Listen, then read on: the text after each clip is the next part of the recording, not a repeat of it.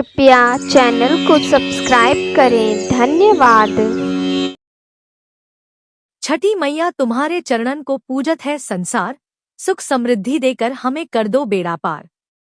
छठी मैया की जय। प्रेम से बोलिए जय हो छठ माता की। दोस्तों, आप सभी को छठ पूजा के महापर्व की हार्दिक शुभकामनाएं।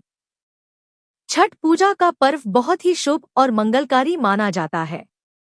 कहते हैं कि जो भी भक्ति छठ माता का सच्चे मन से व्रत करता है, उसकी सभी मनोकामनाएं बहुत ही जल्दी पूरी हो जाती हैं।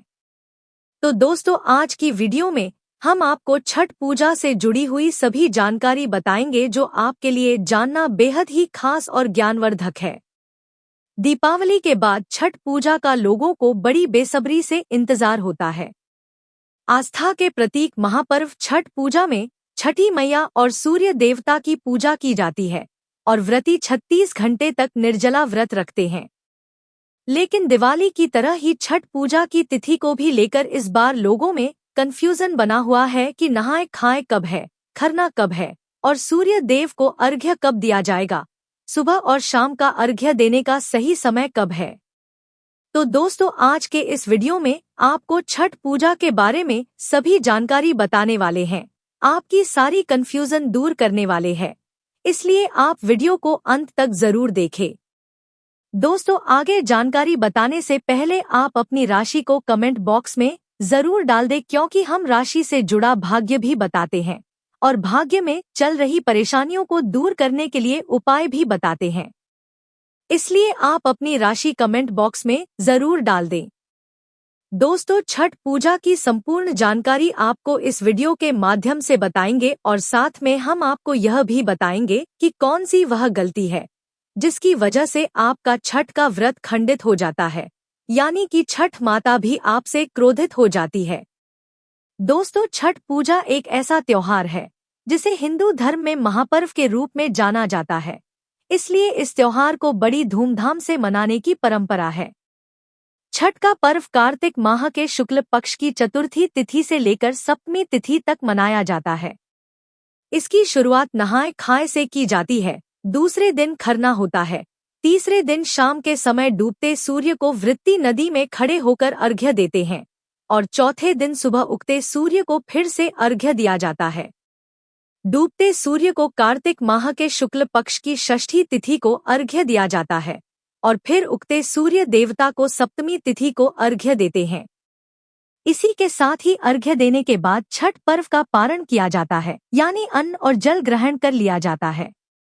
इस साल 2024 में षष्ठी तिथि की शुरुआत 7 नवंबर को सुबह 12:41 से हो जाएगी और यह 8 नवंबर को सुबह 12:35 पर समाप्त होगी।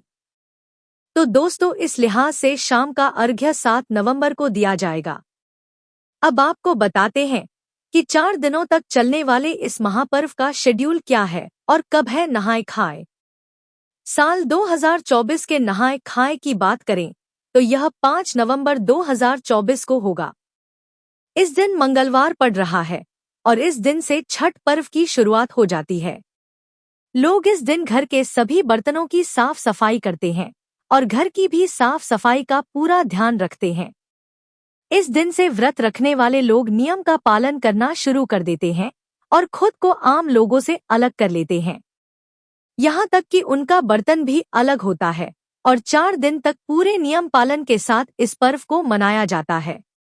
अब दोस्तों, खरना छठ पूजा का दूसरा दिन होता है। 6 नवंबर 2024 को बुधवार के दिन खरना पड़ रहा है। इस दिन गुड़ की खीर बनाई जाती है जिसे पूजा के बाद प्रसाद के रूप में बांटा जाता है। इसके लिए चूल्हे में आम की लकड़ी को जलाकर खीर बनाई जाती है और इस खरना को खाने के बाद से ही 36 घंटे का निर्जला व्रत की शुरुआत हो जाती है। अब दोस्तों, छठ पूजा के तीसरे दिन शाम का अर्घ्य होता है। यह अर्घ्य 7 अक्टूबर 2024 बृहस्पतिवार के दिन शाम के समय दिया जाएगा। इस दिन शाम 5:32 पर सूर्यास्त होगा और सूरज देवता को शाम का अर्घ्य चढ़ाया जाएगा। शाम के अर्घ्य में सूर्य देवता को ठेकुआ, मिठाई समेत कई प्रकार के फल फूल चढ़ाए जाते हैं और छठी मैया की पूजा की जाती है। अब सुबह का सूर्य अर्घ कब होगा? तो छठ पूजा के चौथे दिन की बात करें तो यह इस महापर्व का आखिरी दिन होता है। इस बार यह 8 नवंबर को शुक्रवार के दिन पड़ रहा है। इसमें सुबह के समय उगते हुए सूर्य को अर्घ्य दिया जाता है। इस दिन सूर्योदय का समय सुबह 6:38 पर होगा और इसी के साथ 36 घंटे का निर्जला व्रत खत्म हो जाता है।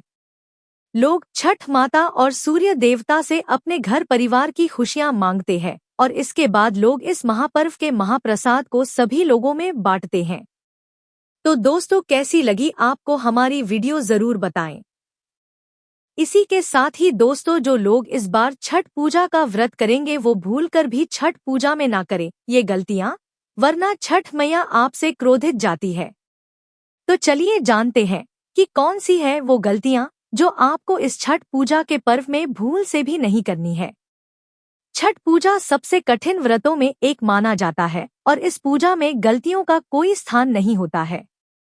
मान्यता है कि छठी मैया बहुत उदार मानी जाती है और अपने भक्तों पर जल्द ही प्रसन्न हो जाती है, लेकिन पूजा के समय कोई भी गलती से नाराज भी हो जाती है। इसलिए छठ पर्व में छठी मैया की पूजा में कुछ बातों का विशेष ध्यान रखा जाता है। छठ पूजा में सबसे जरूरी चीज होती है पवित्रता। पूजा में पवित्रता का होना बहुत जरूरी है और इस बात का खास ध्यान रखा जाता है।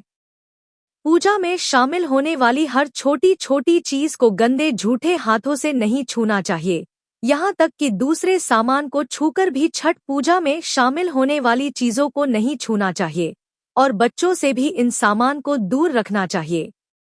छठ पूजा के सामान को केवल साफ सुथरे हाथ से लेना चाहिए। छठ पूजा में छठी मैया को चढ़ाने वाली कोई भी चीज झूठलाई और खंडित नहीं होनी चाहिए। अगर पेड़ों पर लगे फल फूल को भी पशु पक्षी ने झुठलाया है तो उसको भी माता को अर्पित नहीं करना चाहिए। फल फूल हमेशा साफ सुथरे और शुद्ध होने चाहिए क्योंकि उनको छठी मैया को प्रसाद के रूप में अर्पित करने का नियम है। साथ ही ध्यान रखें कि छठ पूजा में जो चीज शामिल होती है केवल उन्हीं चीजों का प्रयोग में लाएं और अपने मन से किसी भी चीज को न चढ़ाएं। माना जाता है कि एक बार जिस चीज को आप चाहते हैं उसे फिर हर साल चढ़ाना होता है। छठ पूजा के समय इस बात का ध्यान रखें कि छठ पूजा के प्रसाद को कोई और नहीं बना सकता है। इस 4 दिन चलने वाले इस महापर्व में जो भी व्रत करता है और उसके परिजन को तामसिक भोजन जैसे लहसुन प्याज तक के सेवन करने से बचना चाहिए और इस व्रत की शुद्धता तक का ध्यान रखना चाहिए। यहाँ तक कि इन चीजों को घर पर रखने से भी बचना चाहिए और छठ पूजा में केवल सात्विक भोजन करना चाहिए। छठ पूजा का व्रत करने वाले व्यक्ति को बैठ गद्दा या पलंग पर नहीं सोना चाहिए।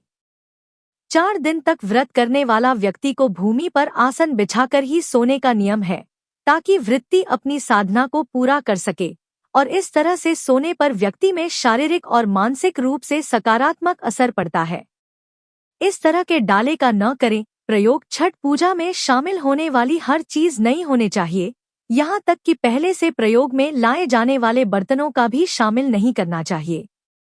अगर आपको बर्तन धातु के बने हुए हैं तो उनको साफ करके प्रयोग में लाया जा सकता है, लेकिन डाला हमेशा नया ही होना चाहिए।